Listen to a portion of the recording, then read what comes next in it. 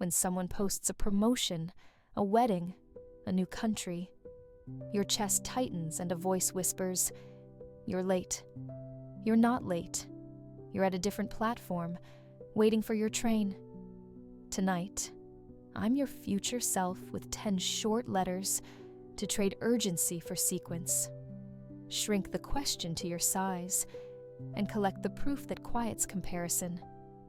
If one line lands, stay to the end. We'll depart together on your time. Story 1. You are not late.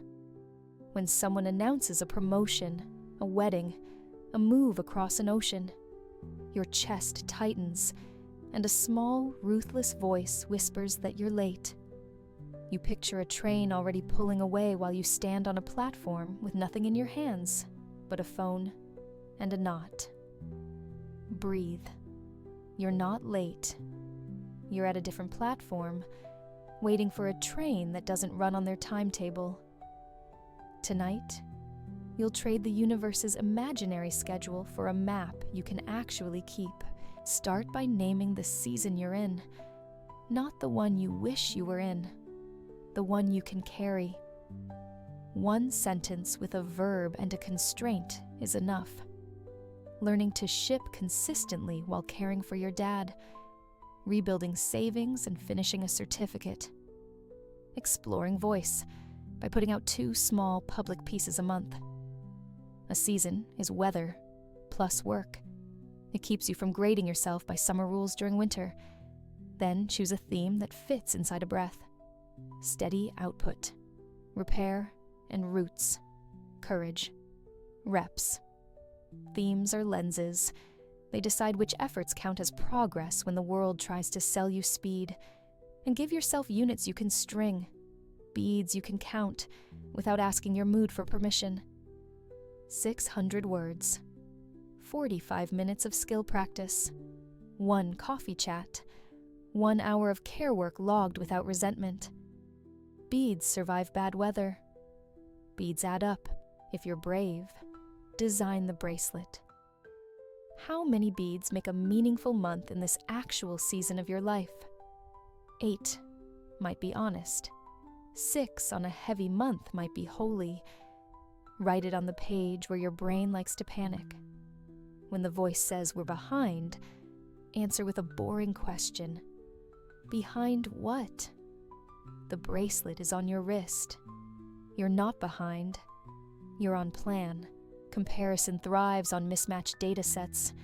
Their headlines against your drafts. Their press release against your rehearsal diary. Swap the instrument. Split a page down the middle and write on the left the shiny nouns that platforms love. Book deal, promotion, relocation, marathon. On the right, write the verbs that manufacture them over time. 5 sessions of 600 words each week. 20 minutes practicing a salary script with a friend. A monthly savings target and visa research. 4 runs, including 1 interval day. Draw arrows from nouns to verbs, so your hands remember where life happens. Then measure verbs, not nouns. Verbs are the road. Nouns are the billboards you pass later.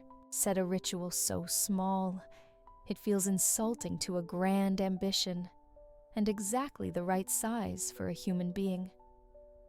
15 minutes at the kitchen counter after dishes 3 nights a week, or 1 coffee chat every Sunday night, scheduled for the coming week, or shoes by the door, and a 3-block loop with your phone on airplane mode.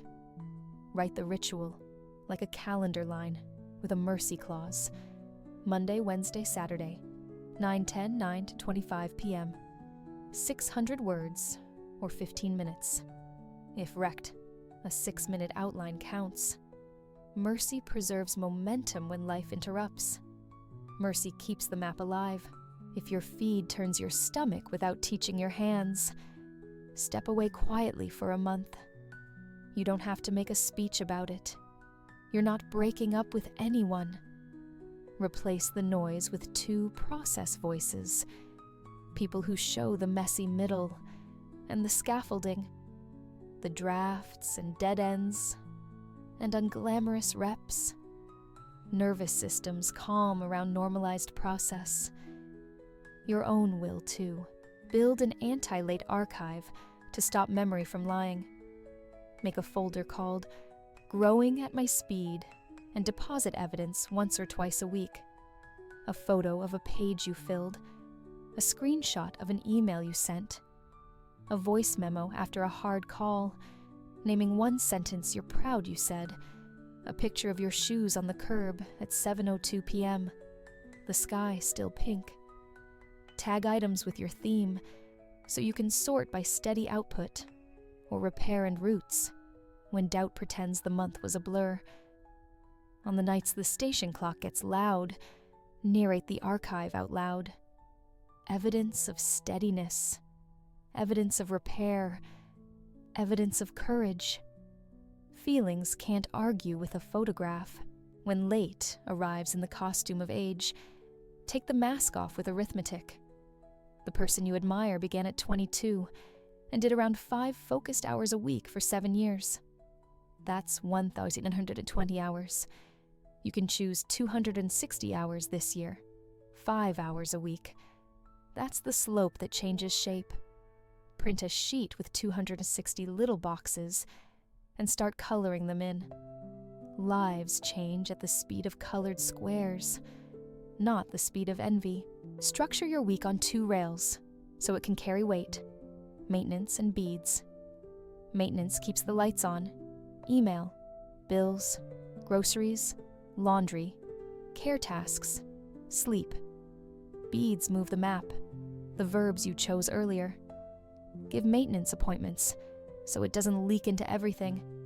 Give beads ceremony so they don't shrink under guilt. Light a candle you only light for bead sessions. Use a playlist that belongs to those minutes. Text a friend, beading 20 before you begin, so one small witness exists. Most drift dies in the presence of a witness. When someone close shares big news and your stomach drops, practice 2-step honesty. First, the real congratulations. I'm proud of you. You earned this. Then the real tenderness. I feel fragile. I'm going to walk for 10 minutes before I open a feed. You can be generous and guarded at once. Then do 1 bead immediately. Nothing answers envy like evidence of your own motion. If your family or culture keeps timelines like museum plaques, marriage by this age, house by that one, title by the next, write a counter timeline that measures capability and care. By 36, able to self-soothe without a screen. By 37, 2 friends you can call at 2 a.m. By 38, a body that forgives missed weeks. By 39, a portfolio of small public things, not a single perfect myth. By 40, 1 week each year where you disappear and return kinder. Tape it inside a cabinet where only you see it. Status is slow. Capacity can grow every Tuesday. Give yourself firsts you can finish. First article, not definitive thesis. First client, not marquee logo. First demo, not launch. First 5K, not marathon. When the brain says you're too late, answer with a first. Bodies understand firsts. They show you what to do next. Make appointments with awe, so life doesn't shrink to productivity and comparison. Once a week, stand under a sky that rearranges you. Sit in a room where strings vibrate from wood and air. Watch a toddler negotiate with gravity. Awe breaks the illusion that there is one sanctioned route through time. It returns the scale that lets ambition breathe. For the next 7 days, keep it embarrassingly doable. Morning, write your theme at the top of the page and jot 2 beads you could actually do. Circle 1. Midday, walk for 10 minutes without your phone and ask, what would count today, even small? Answer with a verb and do that. evening. Do one bead or the 6-minute mercy version and color one square on your 260 sheet. Drop a proof into the archive. Before sleep, say an enough sentence out loud. Today was sufficient to make tomorrow easier. And stage the first move for morning. The file open with a bracketed note. The shoes pointed at the door. A calendar block that starts with a verb. Another train will roar past. Loud, glossy, full of faces that look certain. Let it pass. Your train stops farther down where the light is softer. The conductor looks like someone who's been expecting you at exactly this minute. You step on carrying a small bag, a named season, a 2-word theme, a bracelet of beads. The doors close with the modest sound of a hinge doing its job. It isn't applause. It's a mechanism agreeing to your motion. The map in your hand folds differently than theirs. Good. You're going somewhere. Comparison can't draw. You're not late. You're leaving. Story 2. Shrink the problem. Keep the promise. You don't have to do the big version to honor the real thing. Most days get stuck, not because the work is impossible, but because the package you imagine is larger than the courage you have at 3:15 p.m. Shrinking the problem is not shrinking you. It's choosing a door your current hands can open while keeping the promise that matters. The promise is the heartbeat. Move this forward truthfully. The package is the costume. Slides, flourishes, the cinematic montage you swear you'll assemble when the stars align. Tonight, you will separate heartbeat from costume and ship the heartbeat. Begin by saying the quiet part. You're afraid that if you deliver the smaller version, people will confuse small with lazy. But the opposite is true when you frame it. Here's a first pass to validate sequence.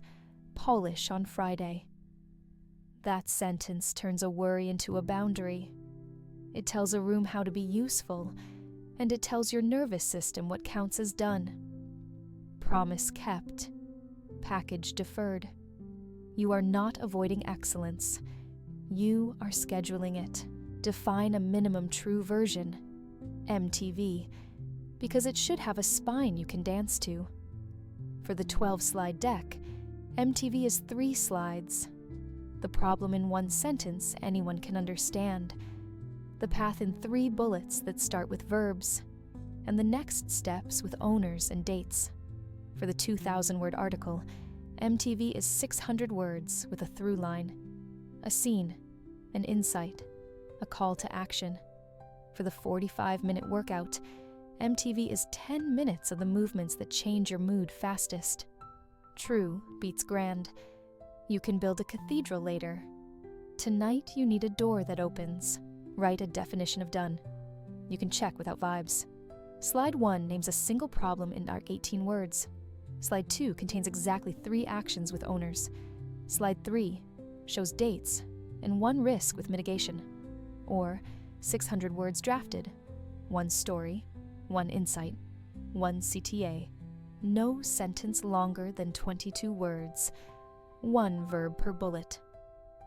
When the boxes are ticked, you are done for today, even if a part of you wants to keep sanding. Stopping is not cowardice. Stopping is how tomorrow has something real to return to. Your brain will try to re-inflate the package. It will suggest a better tool, a more sophisticated framework, a research rabbit hole you could dive into for 2 hours that produces exactly 0 movement. Smile at the tuxedo on your procrastination. Park the glitter in a later list. You're not disrespecting ideas. You're protecting the path. The smaller version isn't a loophole.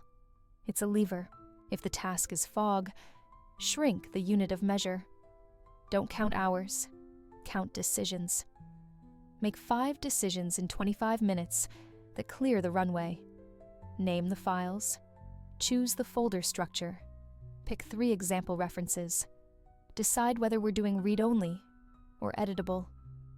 decisions collapse tomorrow's uncertainty into today's clarity, or change the axis from quality to quantity for a short burst. 10 ugly thumbnail sketches in 10 minutes, rectangles and circles only. Quantity turns off the museum voice in your head, long enough to let materials appear.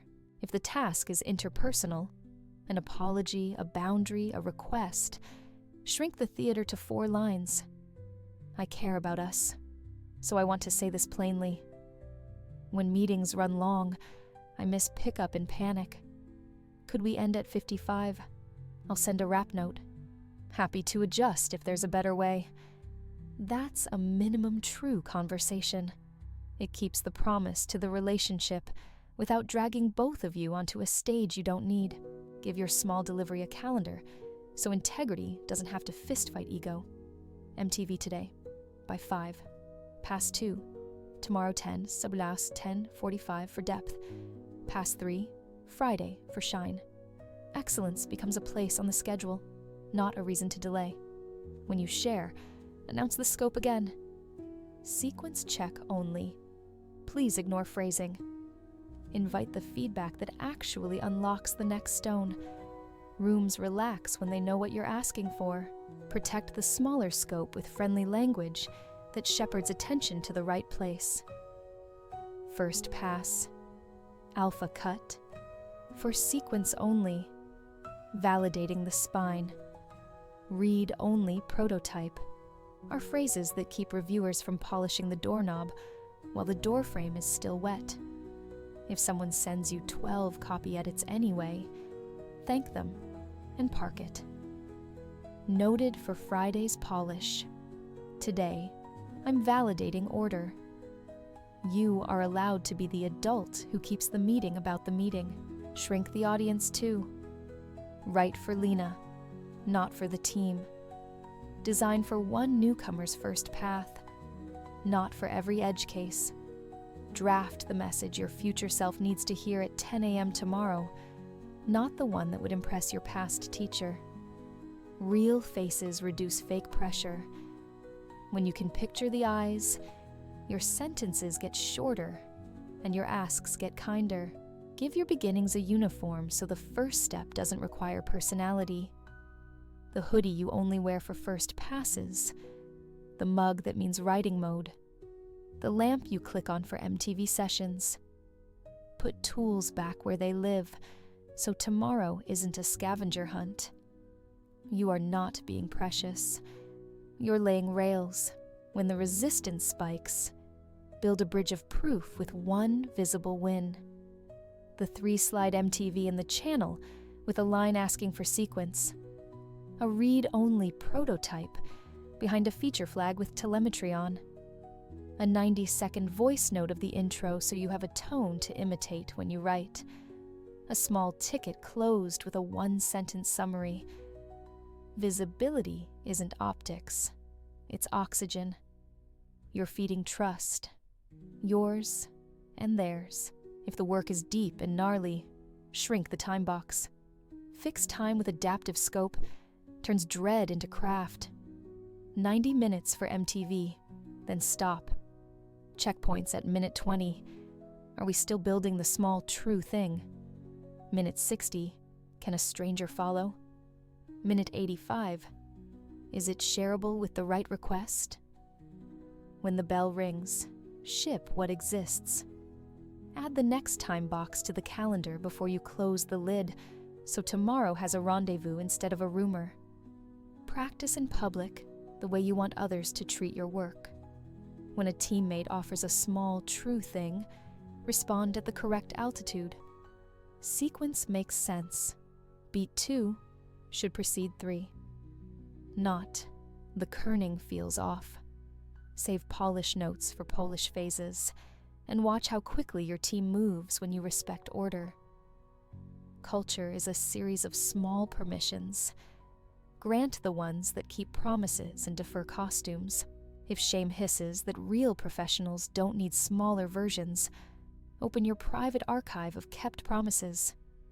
1-line entries, 3-slide spine shipped, unblocked dev, 600 words drafted. Reader wrote, "This untied a knot." Read only caught the bug early.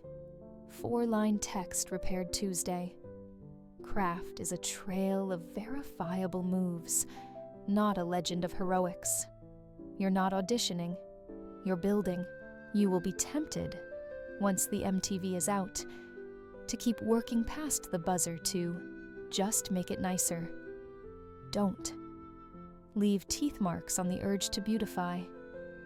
Beauty lands harder when it arrives on a spine that already holds. Closing on time is a promise to your future self that the plan can be trusted. Plans that can be trusted are the true luxury. At home, the same law holds. A sink to clear, not a kitchen to perfect. A staged outfit, not a reinvented wardrobe. A 15-minute reset, not a new system. At heart, too, one text of gratitude that mentions a specific moment. You noticed when I braced. I felt safer. Instead of waiting for a grand gesture, you'll postpone until you have the perfect words. Shrinking the problem keeps love moving. Make a field kit you can reach for when your brain tries to turn everything into a cathedral. A checklist card in your drawer that says promise versus package. Write the MTV. Define done. Announce scope. Ship. Schedule polish. Tape it where panic usually argues. Panic loses to index cards more often than you think.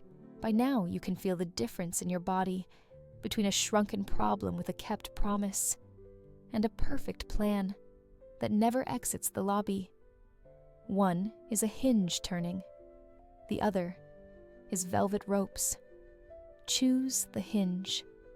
If you need a metaphor to carry into tomorrow, imagine arriving to a room where the lights work and a small, clean table waits with 3 tools laid out. A pen, a card, a clock. The pen writes a sentence that names the smallest true thing. The card lists what makes it done. The clock creates an edge you will respect. You pick up the pen. You keep the promise. The door opens. The costume can wait. Story 3. Make it frictionless. You don't need a braver heart. You need a kinder hallway. Most days stall not because you lack grit, but because every good intention is parked behind 3 squeaky doors and a missing key. Willpower is the emergency generator, useful during storms, awful as daily power. Design is the quiet grid that hums in the walls, so lights turn on without speeches. Tonight, instead of promising yourself you'll try harder, you'll rearrange the room until the right thing feels like the lazy thing. Start by moving the first inch. Put the work you want 1 motion away, and the work you don't 2 motions away. Shoes by the door, laces loose. The dock you'll touch first pinned top left on your dock, with today's date. A notebook open to a page that already has a large, forgiving header. Ugly first lines. Coffee beans ground the night before. Kettle filled. Phone. In another room like a toddler who can't be trusted with scissors. This isn't discipline. It's choreography. You are setting the stage so the actor doesn't quit in the wings. Create launch runways for your main verbs. Writing runway. A template file with next. At the top, a 20-minute timer link. A sequence-only checklist. Design runway. A file of starter grids. 3 component presets. A muted color palette to avoid fiddling. Fitness runway. Shoes. Bottle. Playlist that starts with a song that makes you stand up before you decide to. Care. Runway. A check-in note with 4 names. And a 1-line prompt. So love has a cue, not a guilt. A runway is proof to your nervous system that beginnings are solved problems. Reduce decisions at the door. Decide your uniform for beginnings. A hoodie you only wear for first passes. A mug that means writing mode. A candle that smells like we're starting now. The body believes props. You're not being precious. You're giving your animal brain a handle. Want a test? Put your uniform on and watch how the question, should I, becomes, since I'm already here, put friction on the fraud. Bury do maps in a folder called tax forms. Install a blocker that forces you to type a full sentence. I choose to waste 15 minutes. Before you enter a site, you'll rarely type it. Set your email to manual fetch until noon. If you scroll in bed, charge your phone across the room and leave a paperback on your pillow, so scrolling has to climb over a book. When chaos is one tap away, you're not undisciplined. You're outgunned. Lengthen the distance. Engineer single-click starts. If recording is sticky because levels, mics, and countdowns spook you, make a template project with gain set and the 3-2-1 disabled. If blank canvases paralyze you, keep a shelf of starter scenes, 3 reference images, a grid, a text style. If silence scares your writing brain, dictate a messy first paragraph into your phone while you walk. Paste it and fix later. First clicks should require curiosity, not courage. Adopt a chef's mise en place. Everything needed for one focused hour lives in arm's reach. Everything else goes somewhere inconvenient. When you stop, return tools to the same place, not because you love tidiness, but because tomorrow's best chance is a room that looks decided. Decisions should be reusable assets, not artisanal one-offs. When you work with others, friction multiplies unless you design the on-ramp for them too. Share a link, plus exactly the context they'd otherwise request. Sequence check only. 3 beats below. Ignore phrasing. Polish Friday. Ask for help in a format that's easy to give.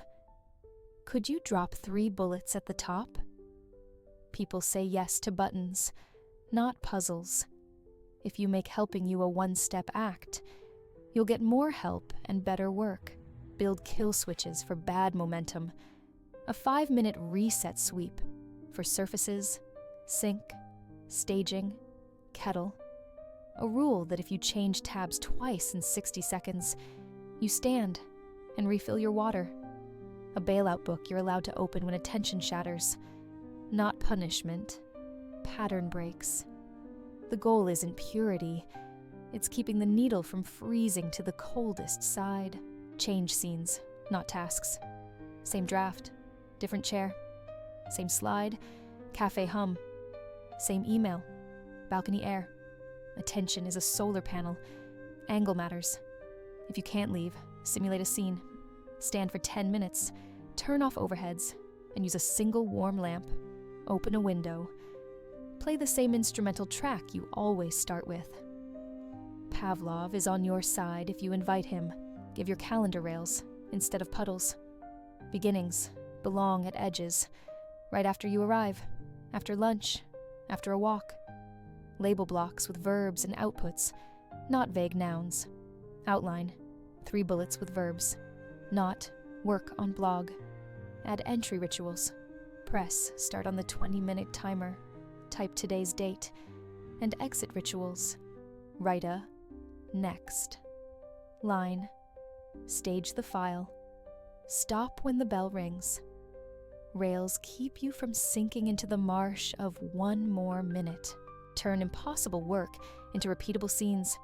The writing scene, Xiaoxun timer, Simplus says whisper just a notch. Pedplus and 3 ugly lines. The design scene, Sentna dump references, Simplus 10 micro rectangles. Plus 1 type choice. The admin scene, Sentna batch reply with a starter sentence. Received.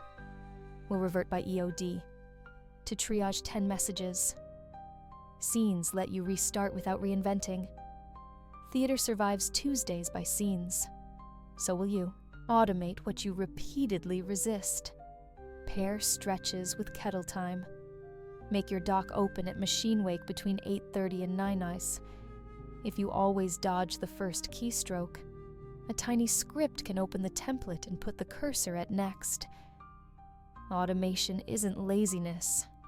It's compassion for a brain that tires at doorways. Design mercies on purpose. A throw on the chair for late drafts. A better bulb so 5 p.m. stops feeling like midnight. A small speaker that plays the same 30 seconds of instrumental before every session. Mercy keeps you available. When life costs more, you'll still have enough left for the right thing. At the end of each block, stage 1 next step so tomorrow begins mid-sentence. Put a bracketed note at the top. Next, the story about the platform clock at U07. Place the shoes pointed at the door with the laces loose. Rename the file with today's date. Put the first verb in tomorrow's calendar block. The smallest breadcrumb saves tomorrow's courage. Frictionless doesn't mean frenzied. It means predictable. Predictability is how professionals domesticate complexity.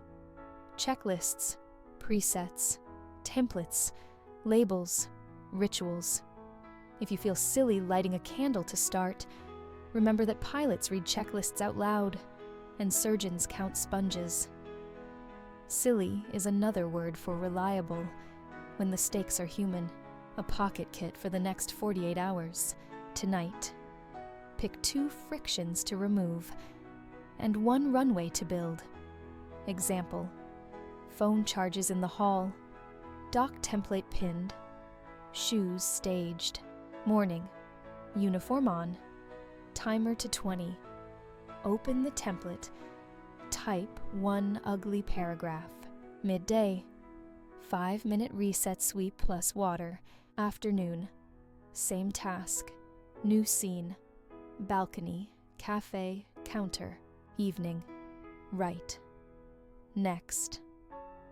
Stage the file, put tools home, light off with your own hand. If shame complains that this is all tricks, smile and keep arranging the room. The output will settle the argument. The room will remember what you made. You are not trying to become a hero. You're trying to become inevitable. Frictionless isn't about erasing effort. It's about letting your effort touch the work sooner. Before you sleep, notice the feeling of a day that slid more than it scraped. It won't be dramatic. It'll be a hinge doing its job. Quiet, satisfying, repeatable. Tomorrow, you won't ask yourself to be stronger. You'll ask the room to be kinder. And the room, newly trained, will answer by making the first right move the easiest one in reach. Story 4. Trade urgency for sequence. Urgency shouts. Sequence whispers. Urgency says everything is now, then burns your attention like kindling until no flame can hold. Sequence asks, what must happen before what? And lays quiet rails, so effort moves farther with less noise. Most days don't fail for lack of speed. They fail because the steps that unlock the work are out of order. Doing the right thing in the wrong sequence is indistinguishable from doing the wrong thing, until you rearrange the stones and the river carries you. Begin by naming the destination in one unpoetic sentence, with a verb and a person it serves. Ship a 3-screen flow a new user can complete in under 90 seconds. Deliver a 5-minute talk that lands 1 rule and 1 image. Close the week with a 1-page runbook someone else can use at 2 a.m. Urgency hates this line because fog is its oxygen. Sequence requires a horizon, even if it will shift. Without a sentence, every step competes. With it, steps line up, list dependencies, like a carpenter laying boards on sawhorses. What can't exist until what exists. If the talk needs a story, the story needs a scene. The scene needs accuracy. Accuracy needs a 10-minute call to the person who lived it. The call needs a slot on a calendar. If the flow needs copy, copy needs the path. The path needs a sketch. The sketch needs a single aha to scaffold around.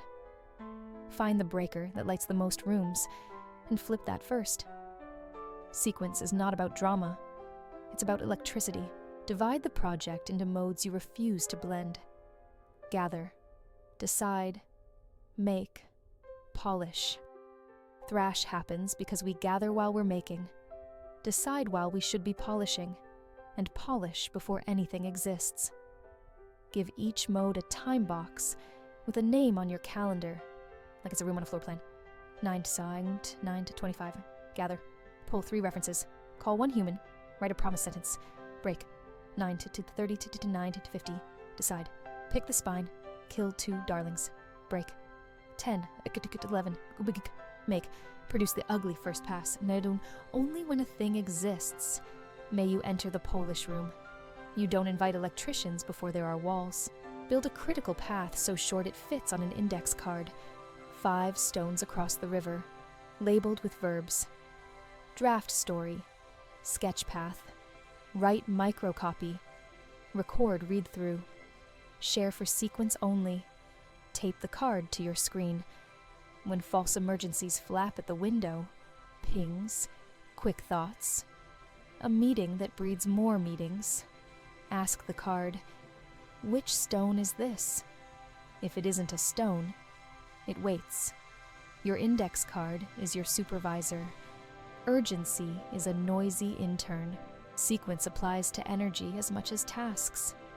Put deep work on the days downhill. When your brain is generous and the room is kind. Put meetings in the valleys, where attention already diffuses. Stack, like so context, doesn't bill you for costume changes. 2 creative blocks back to back beat a creative admin creative sandwich that leaks an hour to transitions. You're not fragile for respecting context. You're efficient. Prime the pump on purpose. A walk, a glass of water, a 5-line free write to evacuate the static thoughts that would otherwise gum up your first paragraph. These are not indulgences. They are sequence. Urgency tries to skip priming, then humiliates you for the friction it created. If you plan to start at 9, schedule priming at 8:50 like sharpening a chisel before wood meets blade. With other humans, ask for order, not effort. Before I spend 4 hours, are these the 3 beats? React to sequence only. Does this path make sense to a newcomer? People like being helpful. They often don't know how. Sequence questions turn colleagues into mirrors instead of judges. Mirrors save weeks. Install checkpoints that prevent heroics. At 20%, does the spine hold? At 60%, can a stranger follow? At 90%, is polish hiding a crack? Put literal alarms on your calendar. When they ring, surface and look from 10 feet away. Correct 5 degrees while you're still near the dock. Most rescues are just untreated drift. With good music playing, name your firsts, because firsts unlock seconds. Until the call is scheduled, the scene won't be true. Until the skeleton exists, copy can't breathe. Until the function signature is named, tests can't compile. When stuck, ask, which first liberates the next 5 minutes for everything else? Choose the fertile first, not the impressive one. Sequence rules speech as well as work. In hard conversations, lead with a bridge. I care about us, so I want to say this plainly, before the complaint, then open a forward door. Can we try X this week? In meetings, state the decision to be made before updates, and stop when the decision is made. Urgency loves updates. Sequence loves outcomes. When the plan breaks, it will. Resequence instead of redoubling. Pause, restack, and resume. There's no medal for running faster on the wrong staircase. The bravest sentence in a project might be, "We changed the order." Rooms trust the person who cares enough about outcomes to move pieces, when reality contradicts the mood board. Shrink time, not steps. When dread grows teeth, 90 minutes for the spine. Then stop. At minute 20, are we still building sequence? At minute 60, can an honest stranger track it? At minute 85, is it packageable for feedback with the correct ask? We don't let time expand to accommodate panic. We let scope adapt to protect order. Fixed time, adaptive scope turns chaos into craft. Write your requests at the altitude of sequence, so feedback arrives on the right channel. Sequence check only. Ignore phrasing, hunting for missing beats. Watch how this single sentence keeps polish-happy teammates from adjusting kerning on a wall that isn't built. If Polish notes appear anyway, park them without resentment. Noted for Friday. Today, I'm validating order. Leadership is often the act of preventing a room from sanding a door that hasn't been hung. If anxiety insists that sequence is slow, give it a stopwatch. Time 2 paths. The heroic sprint where you jump into color and copy before anyone agrees on the beats. And the sequence path where you align on spine, draft ugly, then shine. The sequence path will look slower in the first 10 minutes and humiliatingly faster by the end of the day. Make a note in a small book titled "Order Wins." When future you forgets, the book will remember. Give your future self a runway every time you stop. A bracketed note at the top of the dock. Next, swap beats 2 and 3. Call Maria for the numbers. A calendar block with a verb. Decide path, not work on deck. Assets where hands will find them, not where memory promises it will. Sequence is generous to tomorrow. Urgency mortgages it. Respect thresholds. Start at edges. Right after arrival, right after lunch, right after a walk. Moments when bodies agree to begin. End at edges too. When the bell rings, stop. Shipping on time is part of sequence. It builds a reputation that opens doors you won't have to knock. Rooms remember who brings decisions, not decks. If a day goes feral, salvage order with one visible sequence move. Share the spine and ask for the yes to no that unlocks the next stone. Are these the 3 beats? If yes, make. If no, change order now, not later. The cost of resequencing compounds. Pay early while the pieces still lift lightly. At home, the same physics applies. Dinner is easier when you chop before you heat. Sleep is truer when you dim before you lie down. Connection lands when you put the phone away before you ask, "How was your day?" Sequence is humane. Urgency is theatrical. Choose the humane. You will always have reasons to run. Emergencies are real.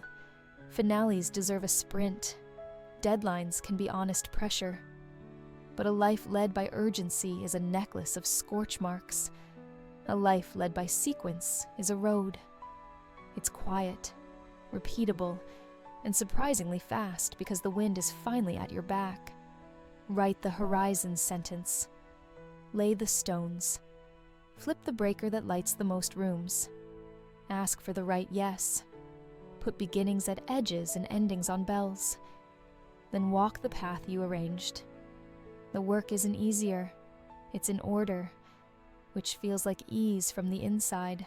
When you're tempted to speed up because panic says so, slow down long enough to put the next step in front of the one you just took.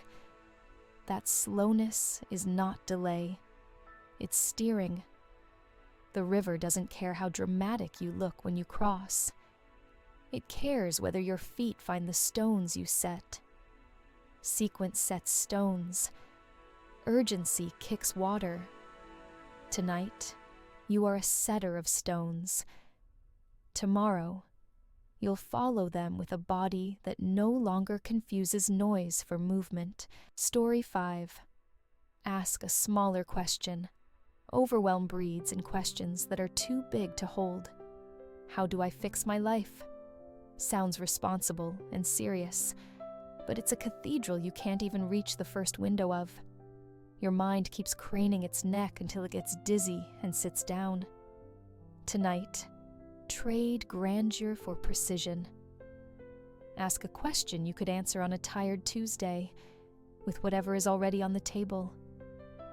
Small and specific isn't an insult to your ambition. It's how ambition gets a door. Start where your feet are. If the work is writing, don't ask, how do I write this report? Ask, what problem does slide one name in under 18 words? If the work is health, don't ask, how do I get in shape? Ask, what can I do for 6 minutes today that will make tomorrow easier to move? If the work is money, not, how do I become responsible? But, which bill will hurt least to pay tonight, and can I put it on auto? The brain is a gifted dramatist. Give it a job, not a stage. Use 3 lenses to shrink any question until it becomes answerable. Nearby, what can be done in the next 10 minutes without asking anyone for permission? Next, once that's done, what would obviously follow? Necessary. If you did only one thing that mattered to this outcome today, which one keeps tomorrow from starting at 0? Write 1 line under each lens on a sticky note, stack them in order like a tiny staircase, and start with nearby. Momentum arrives politely when you offer it steps. When the problem is fog, questions about how are often too early. Replace how with where is the hinge? Systems move at their hinges. 1 call that clarifies the story. 1 variable that changes the model. 1 person whose yes collapses a week of thrash. Hinge questions sound like, whose approval unblocks this? Which datum everything else depends on? What failure mode scares me enough that I avoid the real path? Find the hinge, and your next question becomes embarrassingly clear. If you're staring at a blank page or a blinking cursor, stop asking for brilliance and ask for materials. What are 10 bad ideas that would embarrass me if anyone saw them? Set a timer for 8 minutes and make the list anyway. Quantity turns off the museum voice in your head long enough to let clay appear. After clay exists, better questions wake up by themselves. Which 3 are less terrible? What would make one of them workable? Who could I steal a structure from? In relationships, big questions tend to invite theater. How can we communicate better? Is a speech waiting to happen? Make it answerable without drama. Would it help if I sent agendas a day earlier? Or, can we end at 55 so I don't miss pickup? I'll send a rap note. Shrinking the question protects the bond. It invites a yes you can use by Thursday. If the answer is no, you get a real constraint instead of a year of resentful guessing. Precision is mercy. It rescues you from the swamp of vague dissatisfaction and gives you something you can mark as done. When you ask smaller, you give yourself a chance to keep a promise. Kept promises stack into trust. Trust changes posture. Posture changes days. The risk in small questions is that they feel insulting to your intelligence. Let them. You're not trying to impress yourself. You're trying to move. If you catch yourself polishing the question, turning it in your hands like a glass you don't intend to drink from, stop and propose an experiment. What 20-minute test would reduce uncertainty by 30%? Draft 3 slides with only verbs and arrows. Run the code path on 5 records. Call one human who lived the story, and verify a scene detail. Experiments answer questions by showing rather than debating. Most stuckness is just a lack of demonstrations. Sometimes the kindest small question is about state, not steps. What would make this kinder for future me? The answers are humble. Rename the file with the date so it sorts. Add a bracketed next. Line at the top so tomorrow begins mid-sentence. Leave the document open and pin it to the dock. Stage shoes by the door with laces loose. These don't solve the project. They solve the start.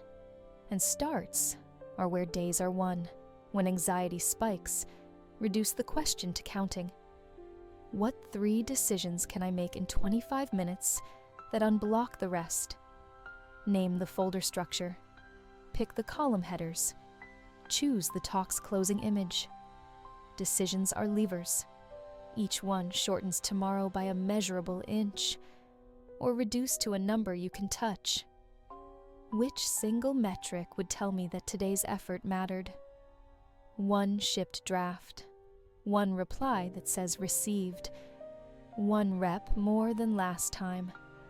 Numbers keep shame from narrating if your craft is creative and you fear the small question will cheapen it. Remember that great work often answers tiny prompts with relentless honesty. What color is the light in this room? Where does the sound really come from? What does their hand do when they are afraid? Detail begets meaning. Meaning begets scope. Scope does not beget meaning. Build yourself a pocket script for moments when your brain inflates the question until your throat closes. It can be as simple as too big, smaller, then nearest physical action, then next obvious thing if that worked, then necessary one thing if I run out of time. Say the lines out loud. The voice you hear most often is yours. Let it be a foreman, not a critic. If you work with others, make your questions lendable. Could you look at the order of these 3 beats? Is anything missing or out of place? Lands better than thoughts, which invites focus group chaos. Do you prefer A or B for a newcomer? Beats, which direction do you vibe with? Which invites a monologue. Ask at the altitude that unlocks the next stone. People love to help when helping has edges. Give your day a ritual that begins and ends with a question you can answer with your body. Begin. What can I finish in 20 minutes that produces an artifact? End. What 1 note will make tomorrow cheaper? The first gets you something you can point at. The second gets you something you can stand on. Artifact plus breadcrumb turns days into a bridge. You're always just 1 step from continuing. When shame whispers that small questions are cowardly, open your receipts. The afternoon you asked, which paragraph is the spine? And you fixed it. The Thursday you asked, which person needs 1 sentence from me? And the project moved. The Saturday you asked, what would make Monday less heavy? And you laid out clothes, named the file, blocked the hour. Cowardice is ignoring the hinge because the handle isn't gold. Courage is turning whatever handle is there. Make a 7-day practice that proves it. Each morning, write a single big question in the top margin. How do I get this over the line? Then translate it into 3 small ones stacked in order. Circle the first, and do it before noon. After lunch, ask a different kind. What would count today, even small? Answer with a verb. After dinner, ask, what would make tomorrow easier to begin? Answer with an object you can place. A file, a note, a pair of shoes. Keep score not of brilliance, but of answers executed. Watch how quickly the month tilts. There is a relief that arrives when you ask a question your hands can answer. Air returns to the room. Time comes back from its sprint into the future and sits down across from you, elbows on the table, willing to be used. The problem is still the problem. The map is still the map. But now, there's a pencil mark that says, "You are here," and an arrow that says, "Step." You take it. The question was small. The move was real. The day, finally, is yours again. Story 6. 1 visible win. On days that feel like wet cement, you don't need encouragement. You need evidence. Not a plan, not a pep talk, not a TED-ready revelation. Just something you can point at that whispers, "We moved." A visible win is small, useful, and witnessed. It's a concrete change in the world, or an artifact you can show to a human, including future you. 1 visible win repairs trust faster than 20 noble intentions, because eyes beat narratives. Eyes don't negotiate. Pick the win before you pick the work. Ask, what could I complete in 10-20 minutes? That A unblocks someone, B leaves a trace, or C becomes a stepping stone. If you're writing, it's a 3-sentence intro recorded as a 60 to 90-second voice note and pasted at the top of the doc. If you're designing, it's a 3-frame wire path that a newcomer can click through. Boxes and arrows, not beauty. If you're engineering, it's a read-only flag with telemetry, so the team can poke safely. If you're running a house, it's sync to dry and 1 photo for your private album, witnessed by a lens, even if no one else sees. If you're caring for a life, it's the 4-line message you've been avoiding. Bridge, smallest true thing, concrete ask, forward door. Make a 1-win menu you can reach without thinking. 5 options per domain. When your mind blanks, you order from the menu like a diner on a highway at midnight. Work. Share a 3-slide MTV with sequence only, polish Friday. Close 1 small ticket and post a 1-line summary with link. Schedule the alignment call. Paste agenda bullets in the invite. Rename and file assets to the agreed scheme. Draft the 4-line request you've delayed. Body. Shoes on, 3 blocks. Phone on airplane mode. 10 air squats, 10 push-ups, 10 breaths long out. 6-minute stretch while kettle boils. Sun on skin for 5 honest minutes. Water plus protein now. Home. Sink. Surfaces. Stage tomorrow. Laundry to machine. Timer set. Trash to door. 10-minute reset sweep. Lights off with your hand. Pack bag like you love morning you. Heart. 1 message of gratitude, specific enough to find later. 1 postcard addressed and stamped. Put, "Call Mom," Friday $17 on calendar, and send the invite. Text, "Thinking of you," no reply needed. Add a name to check-in list for Sunday. The witness matters. When the win has an audience, it counts louder. The audience can be a teammate, sequence check only, a friend in a tiny focus channel. 1 visible win by 50, back with proof. Or your archive. If public makes you freeze, make the audience structured instead of social. A Kanban card pulled to done with a 1-sentence note. A date-stamped photo. A commit that closes an issue. Visibility is oxygen. You're feeding the flame, not performing for a crowd. Give your win a frame so people meet it correctly. Announce scope and altitude. First pass. Looking for missing beats. not wordsmithing. Read-only prototype. Please try to break step 2. Admin sweep. Labels fixed. New names start we, mem, dd. A frame prevents polish feedback when you're validating structure and turns colleagues into mirrors instead of judges. Most rooms genuinely want to help. They just need rails. Place the win early if you can. A small proof at 9:20 tilts the floor for the rest of the day. If the morning gets away from you, rescue the middle. Ship something at 2:30 that unblocks another human. Borrow their forward motion when your own feels stingy. Reputations are built from moments when other people's work moved, because you moved. The room will start opening before you knock. Design the win to be cheap to start and clear to end. Cheap to start. One click opens the right file. Template header already says, next. Clear to end. You know exactly what done looks like before you begin. Link pasted, card moved, photo saved, timer dinged, message sent. Ambiguity kills wins because you can't tell if they happened.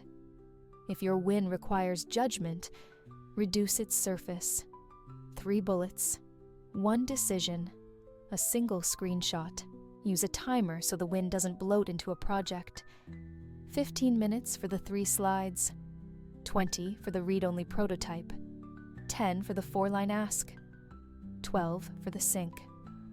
When the bell rings, you're done, even if the room whispers, just a little more. Finish lines teach bodies to finish. If you always move the tape, your nervous system stops sprinting. Stack wins by species, not by size. If your visible win today was shipping, pick a staging win tomorrow. If today was cleanup, pick creation tomorrow. Variety keeps motivation from desaturating. Think of 4 species. Create, a new artifact exists. Connect, a person is looped in. Clarify, a decision is made or a name assigned. Clean, entropy is reversed. Rotate them like muscle groups. If your brain protests that these are too small to matter, reply with math. A 15-minute visible win each workday is 65 hours a year of completed micro-unlocks. 65 hours of unblocked is not small. It's the difference between a year that moves and a year that narrates its intention to move. You are compounding tiny interests. The ledger gets heavy. Give the win a ceremony so your body marks it. A soft, that counts. A tick mark on a paper card, moving a physical object from left to right. Ritual is a cue to store the dopamine properly, not as vanity, but as proof of capability. Proof is confidence with receipts. Receipts are what you will read when panic insists you never finish anything, when stakes are high. Make the visible win readable by strangers. The person who inherits your work at 2 a.m. should be able to answer 3 questions from your artifact alone. What happened? Where is it? What's next? Add a one-liner to the top of the doc. MTV V0 shared. Validate order. Polish Friday. Paste the link in the place people actually look, not the place you wish they looked. Put the owner next to the next step and a date next to the owner on days that explode. Salvage the evening with a 1-inch win. Rename 3 files to spec so tomorrow's search works. Stage the shoes and write 1. Next. Line. Draft the opener sentence and leave it ugly. The goal is not to redeem the day. It is to keep the story of you continuous. Continuity is kinder than contrition and worth more than heroics. With teams, establish a culture of low friction proof. At 50 of each hour, drop 1 line about what moved. Not for surveillance, for synchronization. You'll notice something gentle. Tiny proofs reduce meetings because they replace status speculation with reality. Meetings that remain get shorter because decisions have context. Leaders who ask for visible wins at the right altitude liberate their teams from theater. Beware counterfeit wins. Activity that looks visible but doesn't change anything. Formatting a doc no one will read. Changing labels nobody uses. Catching up on industry news without capturing one actionable thing. Counterfeit wins leave you strangely emptier. Real wins feel small and solid. They generate gravity, a next step that lands in your lap because you moved. Build a visible wins board you can see from your chair, a whiteboard grid, a paper calendar, a tiny Kanban. Keep descriptions terse and factual. 3-slide spine shared. Read-only proto behind flag. Call booked. Sync to dry. Thanks to Sam. Specific. When you doubt yourself, look, not at adjectives, but at squares. Squares are quiet and convincing. If you want to supercharge the practice, pair a visible win with a borrowed deadline. DM a friend. 20 minutes. Back with one proof. Put the proof in the calendar invite so both nervous systems agree what counts. At 50, ship what exists and stop. Add the next slot before you close the lid. This is how days develop edges. Edges are kindness. They mean your life can rest. Finally, remember the soul of the idea. A visible win is not a trick. It's a trust deposit. You are teaching your nervous system that your actions result in realities, not just in narratives about someday. The deposit is small by design, so you can make it daily. Small deposits make large accounts. Large accounts buy calm. Calm is what lets you attempt the pieces of your life that used to scare you into stillness. Before you sleep, pick tomorrow's win now. 1 sentence, 1 timer, 1 witness. Place whatever makes it inevitable on the table. The doc open, the card on the keyboard, the shoes at attention. Turn off 1 light with your hand. Say, that counted. Feel how the air in the room tilts. Barely, but enough. Evidence has weight. You just lifted some. Keep lifting. Story. 7. Borrow a deadline. Some work only wakes up when a clock stands in the doorway with folded arms. You've met these projects, the ones that stretch and yawn all over the week, perfectly flexible until they become perfectly impossible. Deadlines can be brutal when they are handed down from outside, but they can be humane when you borrow them on purpose. Not panic clocks, garden clocks. Edges with kindness begin with a simple truth. Your nervous system trusts ends. It can begin when it believes there will be a stopping place with a light and a chair. So you'll give your day endings on demand. There are 3 ways to borrow them: synchronous co-work, asynchronous public check-ins, and environmental anchors. Use anyone. Use all 3 when the ground is slippery. Synchronous co-work is the friend who says, let's do 45 in silence and report 1 proof. Cameras off, mics off, timer visible. Return at 50 with a single artifact or sentence. You don't need to be in the same field. You need to be in the same frame. The frame is, we will both do 1 visible thing and say it out loud. Schedule it like a train. Leaves on the 0.05. Arrives at the 50. 5 minutes to say what moved. Then goodbye. A body that won't work for itself will work to avoid disappointing a kind witness. This is not weakness. It's designed for mammals. Asynchronous public check-ins are quieter.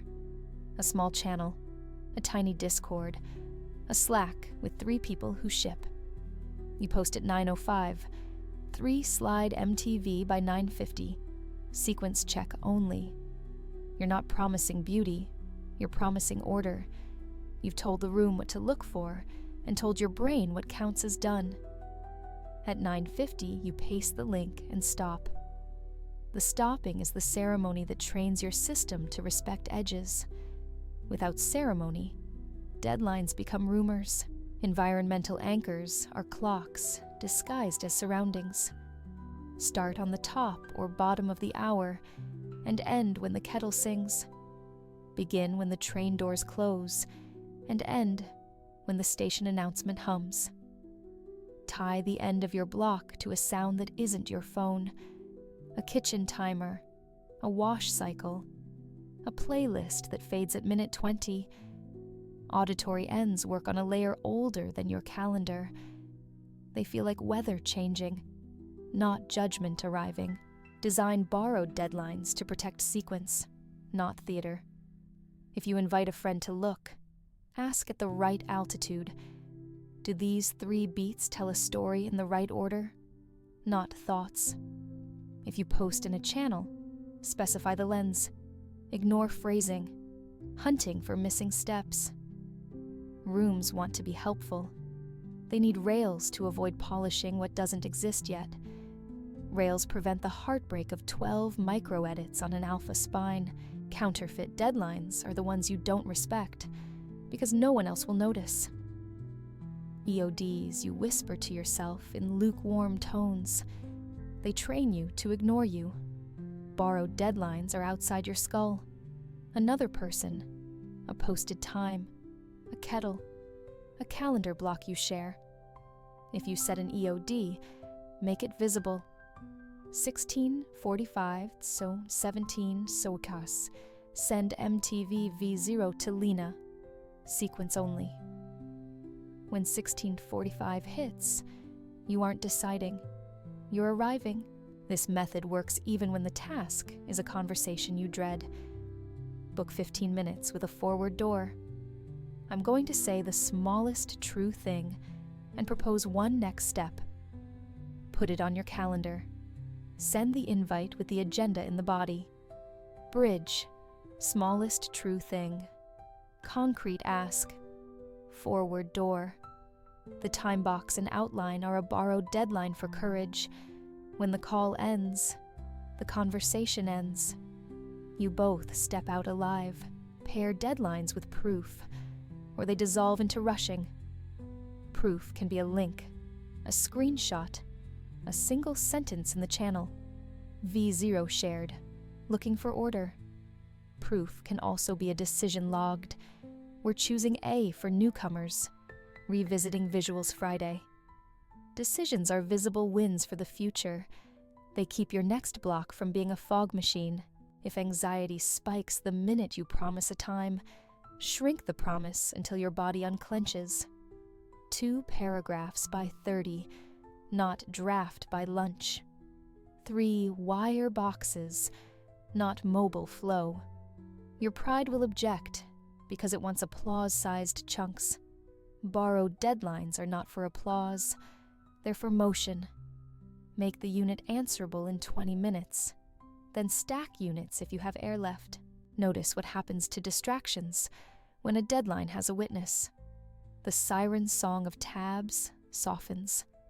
The temptation to polish before a spine exists weakens. Your brain remembers there's a bell. Bells are how schools domesticate chaos. Bells are how kitchens feed rooms on time. Bells can be how your Tuesdays acquires a rhythm you can live inside. Build a deadline menu you can order from without thinking. 20-minute alpha, sequence only. Return with 3 bullets, or 3 frames. 45-minute push. Return with a first pass and 1 question. 90-minute deep cut. Return with a demo you can click, or a section you can read aloud.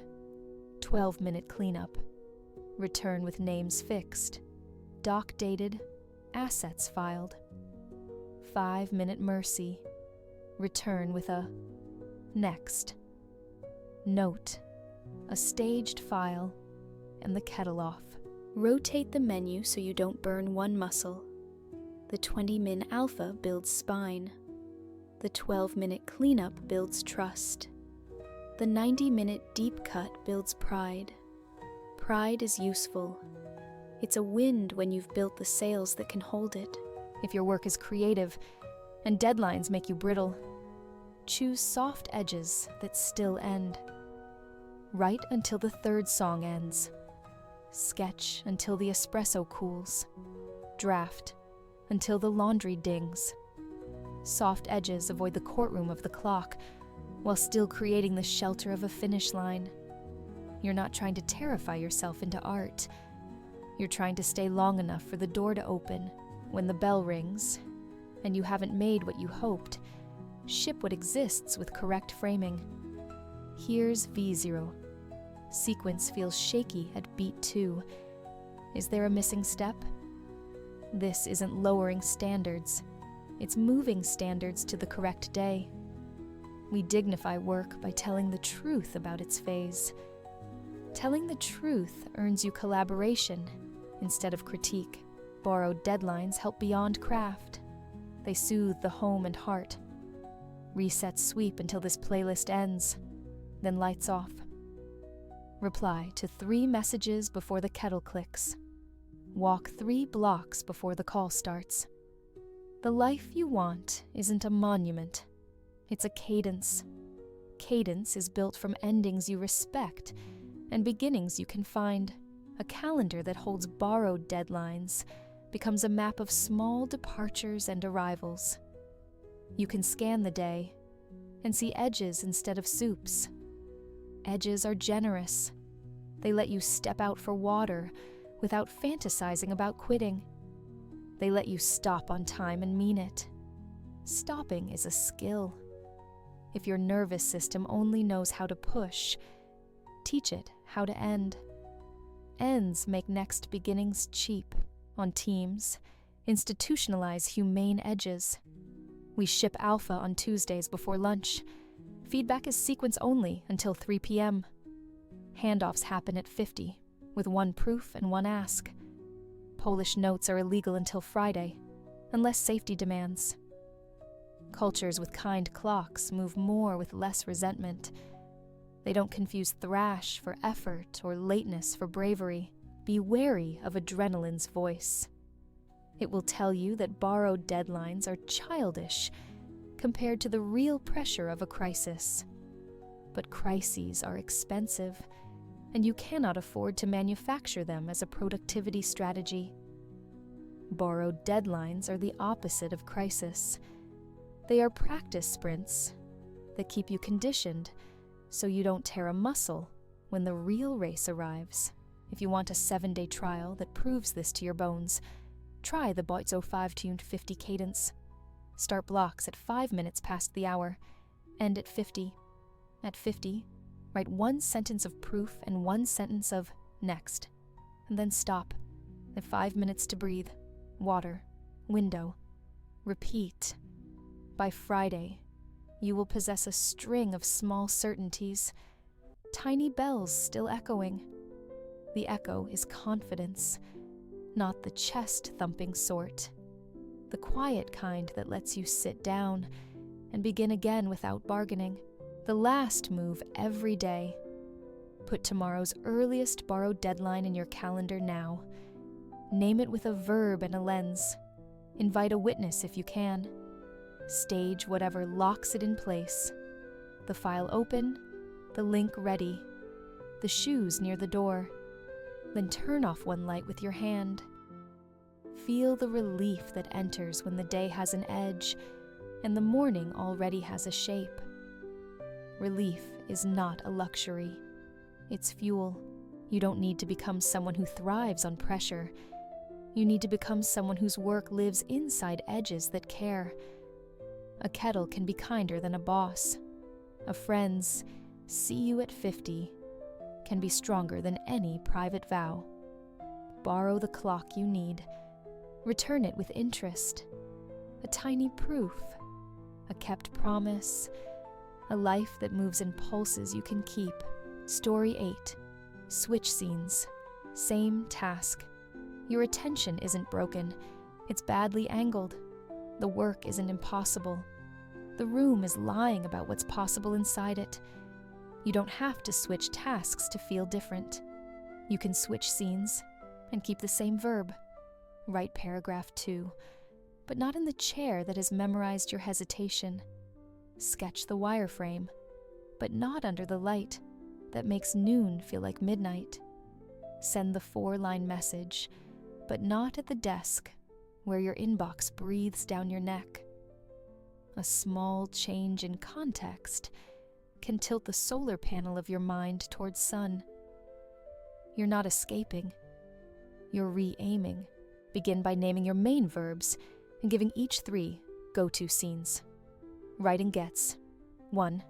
The desk with lamp and headphones. 2. The kitchen counter with a 20-minute timer and you standing. 3. A park bench with a paper notebook. Design gets: 1. The big monitor and grid templates. 2. The couch with tablet and pencil. 3. The dining table with printouts, scissors, and tape. Deciding gets: 1. The whiteboard with thick markers. 2. Index cards on the floor. 3. A 10-minute call with partner who only asks, "What's the hinge?" When a verb stalls, you don't negotiate with yourself. You rotate scenes. The verb stays. The furniture moves. Pack scene kits, so change has no friction. A pouch with pens and index cards. A charger that lives in the bag. Noise-dampening earbuds. A folded throw for late sessions. A small clip light. Put a notebook in the kitchen drawer, not just the office. Put tape and scissors in the living room, not just the craft bin. Put a spare highlighter in your coat pocket. Scene changes fail when they require a scavenger hunt. You're not seeking romance. You're seeking reach. Give each scene a time ceiling before you move. 20 minutes at the counter for a paragraph, then send V0. 30 minutes on the bench for 3 ugly rectangles, then photograph the paper and paste it into the doc. Without a ceiling, scene switching becomes scenery shopping. A ceiling turns a new room into a lane, not a mall. Attach entry gestures to each scene, so your body gets the message faster than your thoughts do. At the desk, lamp on, headphones over ears, 1 breath where the exhale is longer. At the counter, stand, timer set, shoulder roll. At the bench, phone on airplane mode, pen uncapped, write the date. Pavlov isn't a threat. He's a stagehand. Train your nervous system with small bells that mean we begin here, in this way. Keep the verb constant to dodge the context tax. Same draft, new chair. Same slide, cafe hum. Same email, balcony air. If you change both verb and room, your brain pays a toll at 2 booths. 1 change at a time keeps the toll cheap. Tell yourself the rule out loud. Same task, different place. The sentence is a handrail when leaving the room is impossible.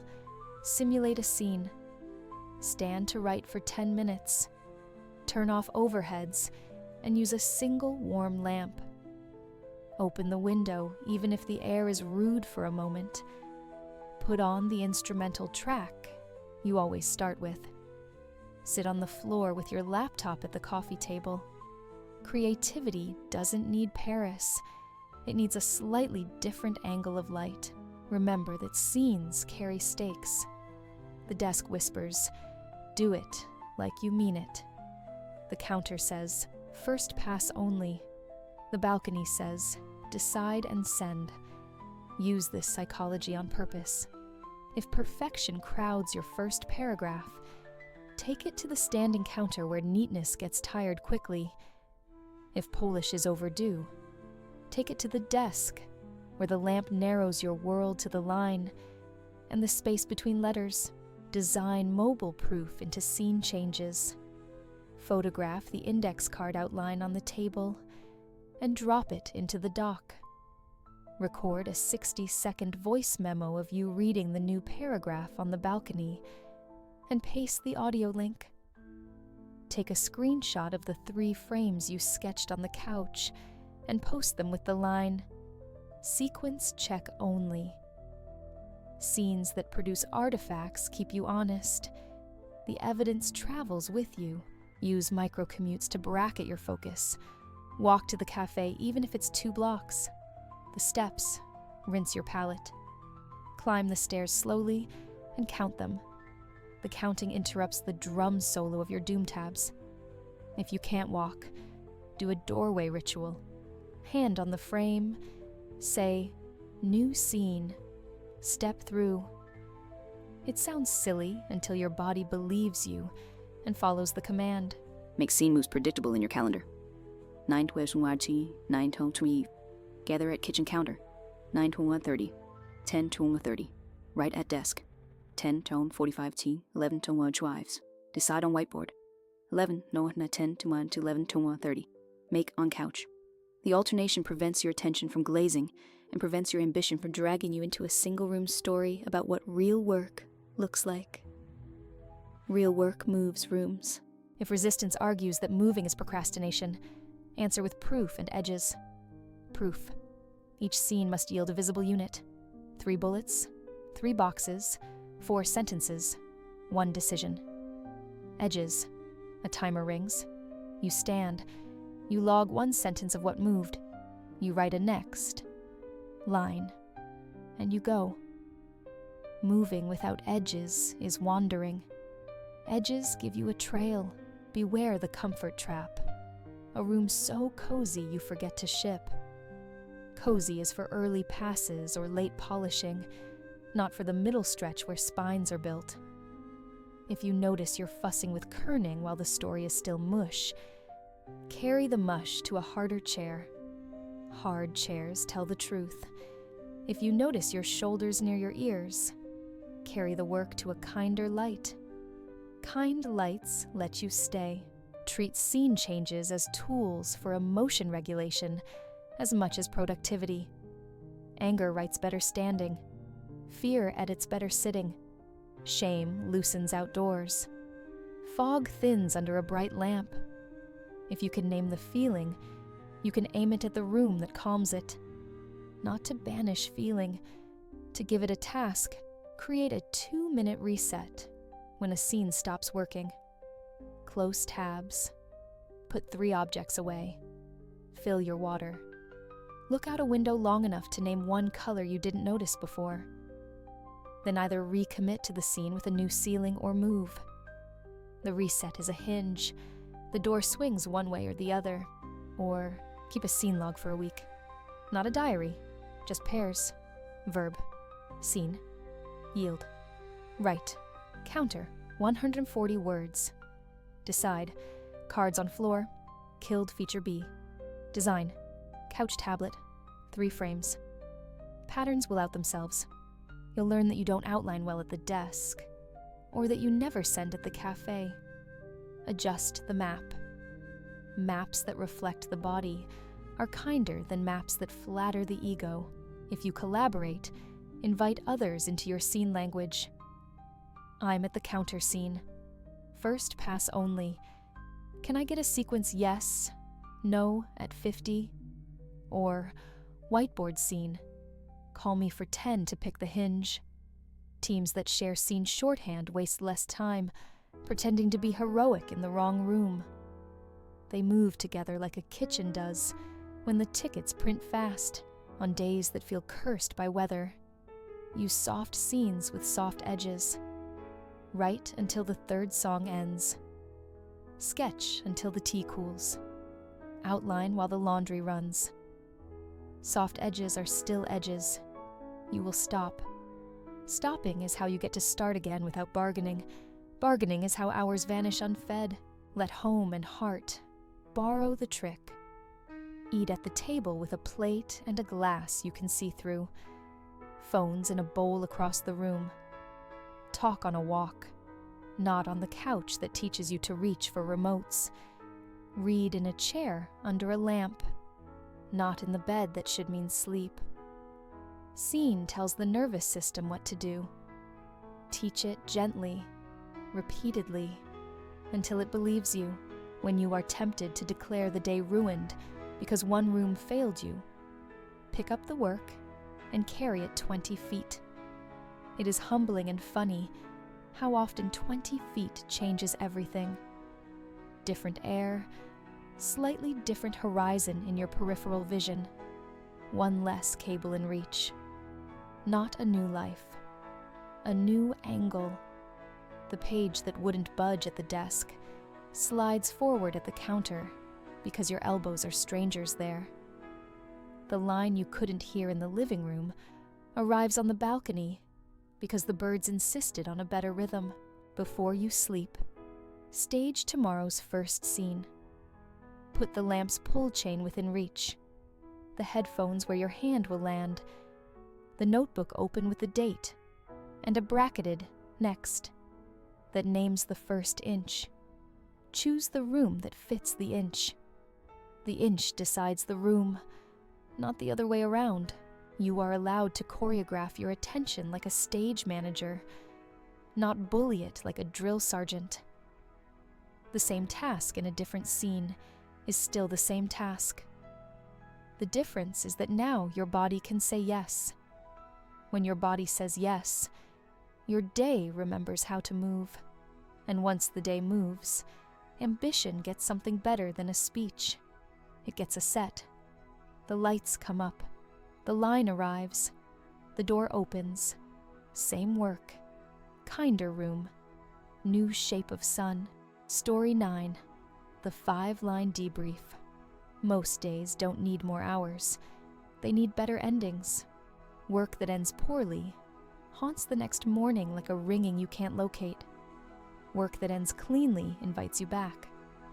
The simplest clean end I know is a 5-line debrief that extracts learning without bruising the instrument.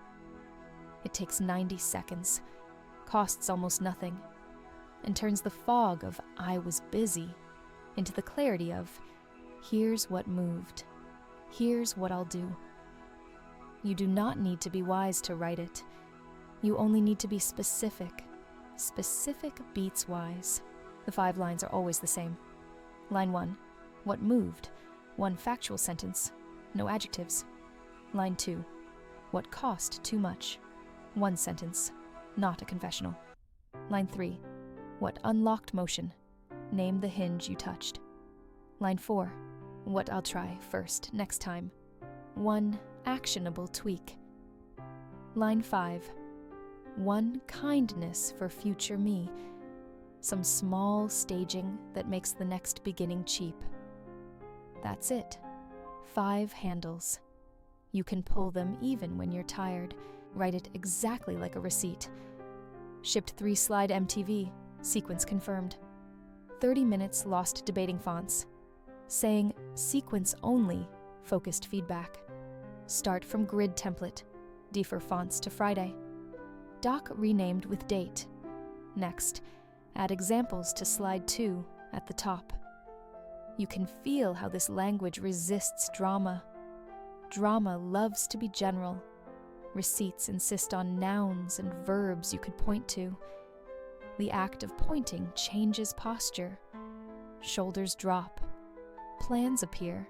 Make the debrief the last thing your fingers do before you close the lid.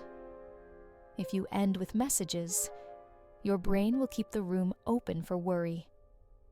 If you end with a 5-line summary, your brain can shut the lights because it knows where the switch is tomorrow. The debrief is not a diary entry and not a performance. It's a pilot's checklist after landing. Wheels down, flaps set, fuel noted, gate assigned. Planes don't sleep better because they are poetic. They sleep better because the paperwork exists. The power of the form is its ceilings. 1 sentence per line prevents you from lawyering yourself into misery. What cost too much stays a sentence, so it doesn't bloom into a prosecution. What I'll try first next time stays a sentence, so you don't design a whole new religion when a single ritual would do. Constraint is compassion. It traps shame, before it multiplies and traps triumph before it intoxicates. Both distort memory. The debrief wants memory faithful, not flattering. Place the debrief where you'll trip over it tomorrow. At the top of the document, on a physical card laid across your keyboard, inside the calendar block for the next session. The top of doc trick is especially kind. When morning you opens the file, the last thing night you wrote is the first thing morning you sees. There is no mystery about where to put your hands. If you can spare 12 extra seconds, make line 5 a bracketed prompt that literally tells your hands what to do. Next, move beat 2 above 3. Write the platform clock sentence. It's astonishing how much courage a bracket can buy. Debrief creative work and administrative work. 10 emails triaged, 2 decisions pushed. Cost too much to rewrite 3 times. Should have drafted in plain text. Template reply. Received. Will revert by EOD. Unjammed 10 threads. Next time. Batch at 2:30 after lunch. Tomorrow. Subject lines start with verbs. Debrief relationships in the same 5 lines after hard conversations. What moved? I apologized without but. Cost too much. Long preamble. Unlock. Lead with bridge. Try. 4-line script. Kindness. Block 15 minutes to check back Friday. The form is portable because it honors mechanics over mood. If your first attempts come out vague, cheat in a useful way. Add numbers. What moved? 640 words drafted. 1 story, 1 CTA. Cost, 18 minutes lost to tabs.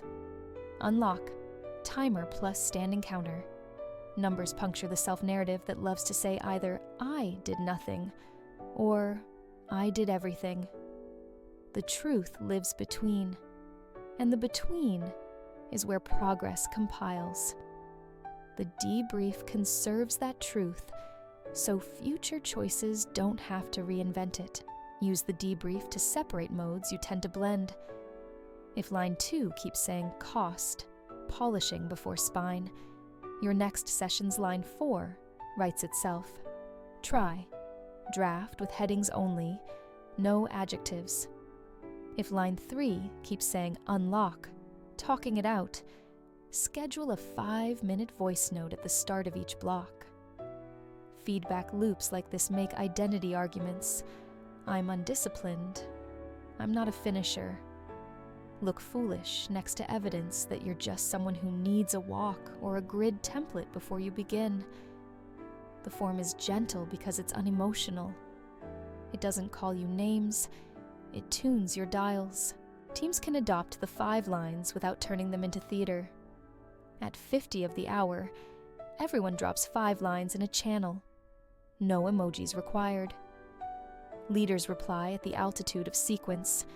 Spine holds. Invert beats 2 and 3. Not at the altitude of polish. Kerning. The ritual creates edges that let people stop. Stopping is not laziness. It's how trust is banked for tomorrow. The fastest teams I've seen move quickly, not because they sprint forever, but because they hand off cleanly.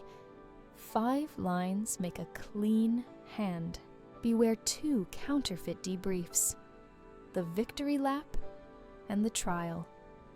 The victory lap is 5 lines of self-congratulation that teach nothing. The trial is 5 lines of self-indictment that make tomorrow heavier. If you catch yourself drifting into either, drag your language back to operations. What?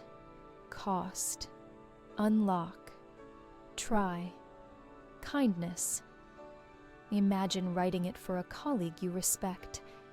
You would be factual because you care about their time. Offer yourself the same respect.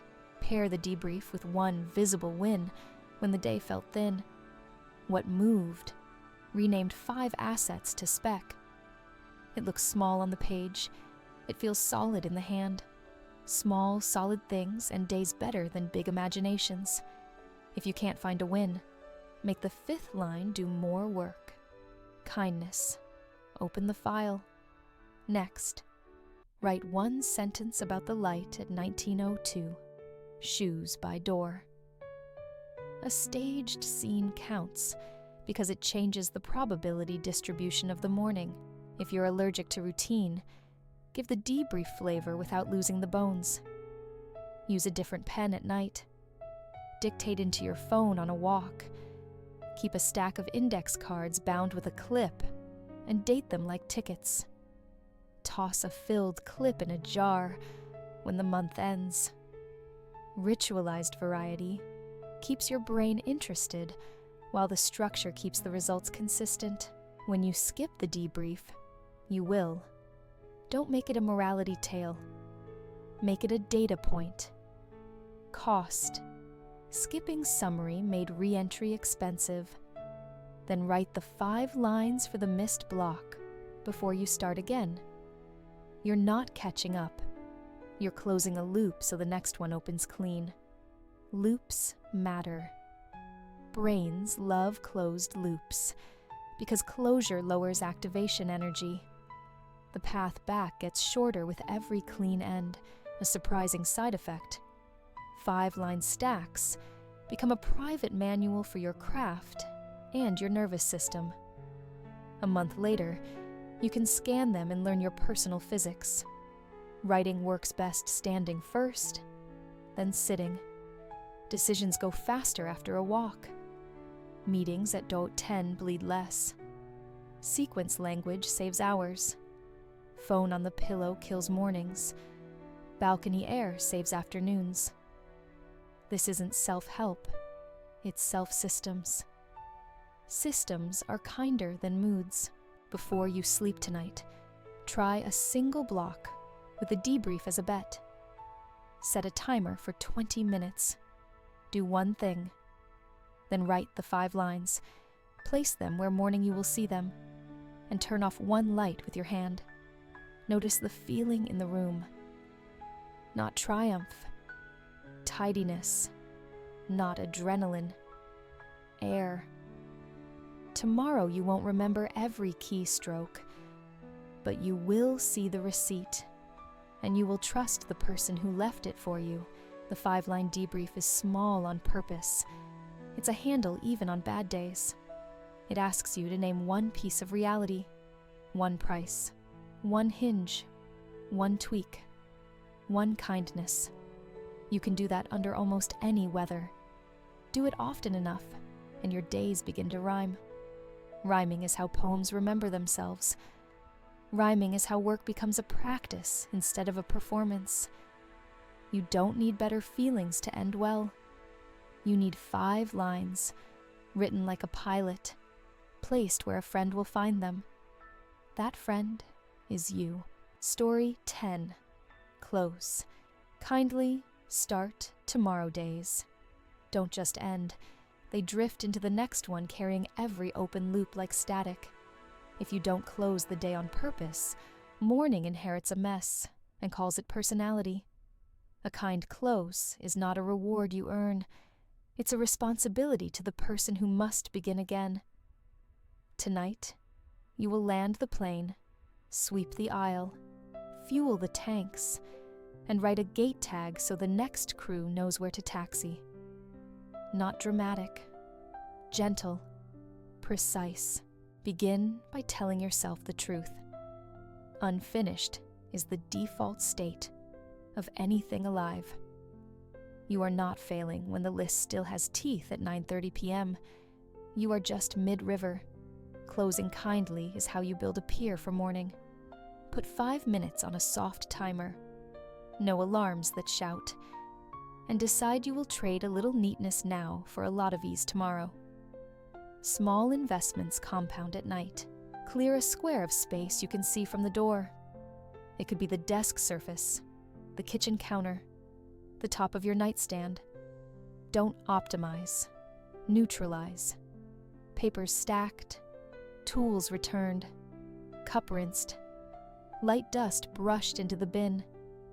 You're not performing cleanliness. You're removing decision shrapnel.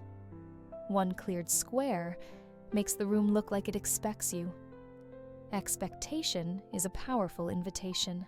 Write the receipt for the day in 5 lines. The same debrief you've learned, unglamorous and exact. What moved? What cost too much? What unlocked motion? What you'll try first next time? One kindness for future you. Place it where morning eyes will trip. At the top of the file, across the keyboard, inside tomorrow's calendar block. If you can spare 12 seconds, add a bracketed prompt at the very top of the doc. Next, swap beats 2 to 3. Write the platform clock line. Brackets are promises with handles. Stage tomorrow's first inch, so the day begins mid-sentence. Open the right file and put the cursor under the bracket. Name the calendar block with a verb you can do in pajamas. Lay out the shoes with the laces loose and the socks inside them. Fill the kettle. Set the mug under the spout. Put your work hoodie on the chair so your body stops negotiating. Mornings with staged inches don't require motivation. They require gravity. Choose one visible win you'll do before checking messages. Write it on a sticky and stick it where your phone usually sits. When you reach for the phone, the sticky gets in the way, like a good friend standing in the doorway. 2 minutes first. The win can be a 3-sentence draft, a 3-box wire, a 3-decision list. Put a timer beside it. Proof before noise is a habit that changes months. Switch your house into evening mode with cues a mammal understands. Lights down one stop, one warm lamp instead of overhead glare, a softer song, a window cracked for honest air.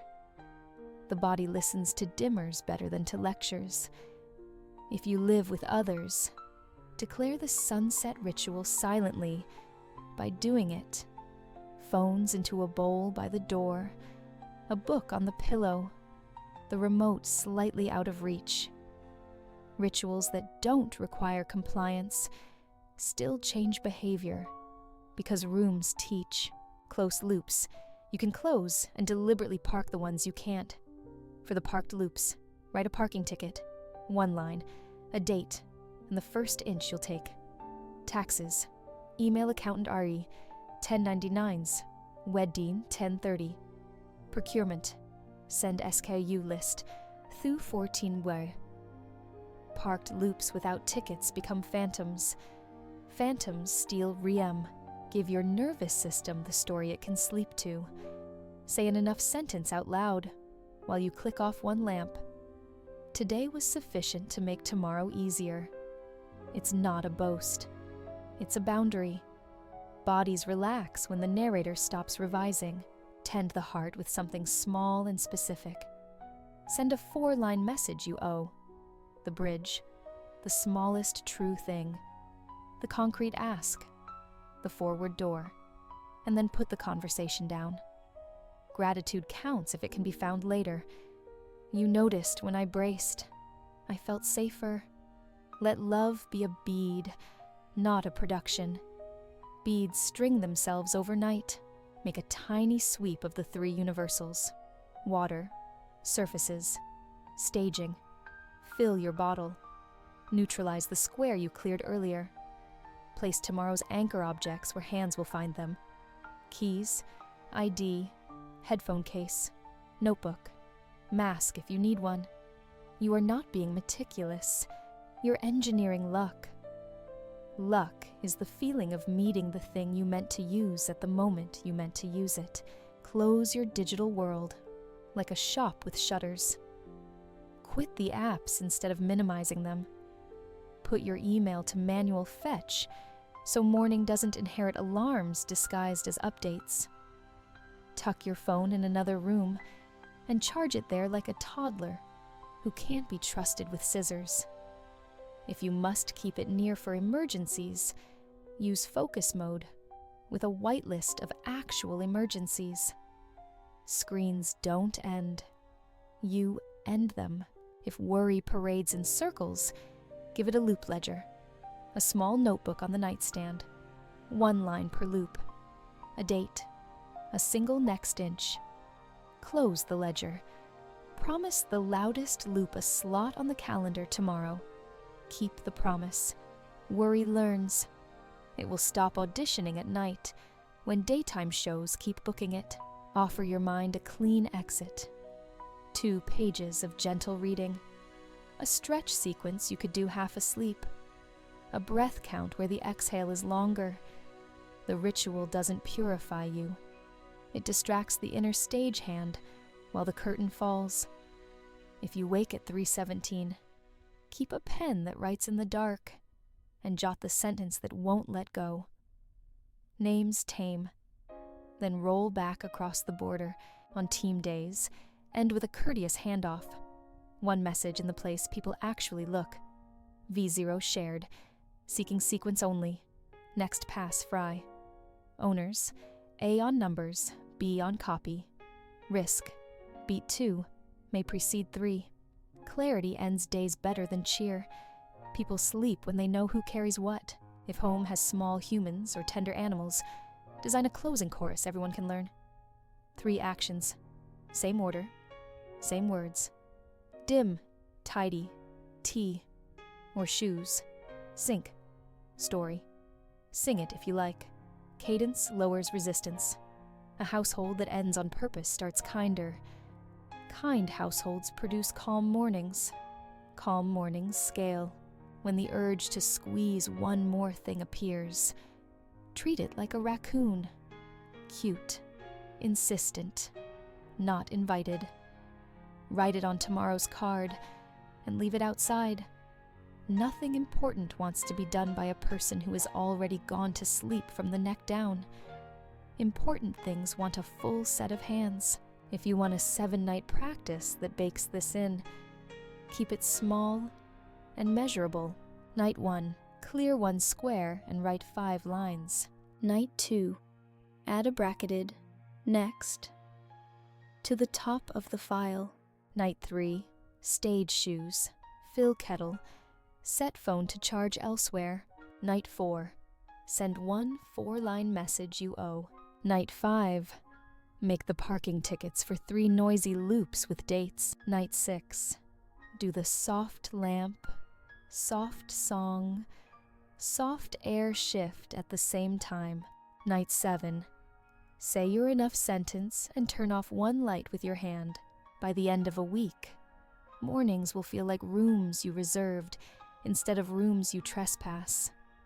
You will start noticing that motivation arrives earlier because it isn't carrying furniture up the stairs.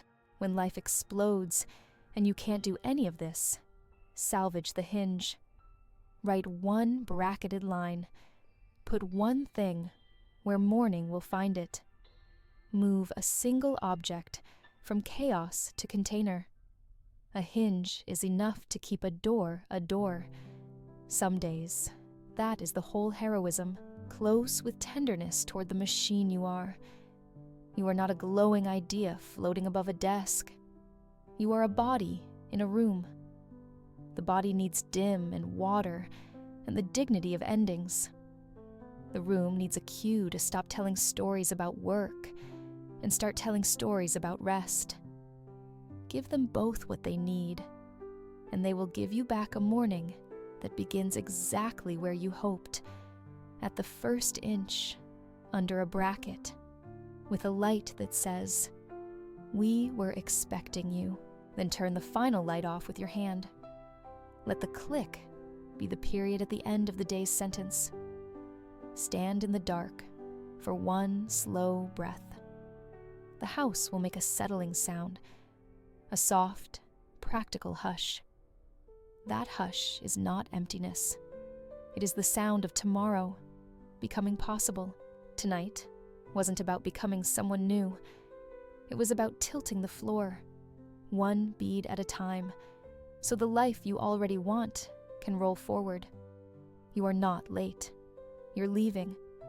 And when tomorrow arrives, Begin at the first inch under a bracket, not the finish line in your head.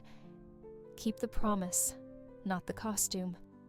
Let small evidence, kind edges, and quiet sequence do their work. I'll meet you at the next platform. If one line landed, subscribe for weekly letters. Leave yourself a note in the comments that begins, "Dear Future Me." I'll pin a gentle prompt below. Before you close YouTube, tap subscribe plus bell so you don't miss the next letter. Comment one visible win you'll do in the next 20 minutes. Save this to a Read When Stuck playlist for future you. Share one line from your letter that others can borrow tomorrow. I'll choose a few to read in the next episode. New here? Subscribe, ring the bell, and join the small crew that ships quiet, kind progress every week.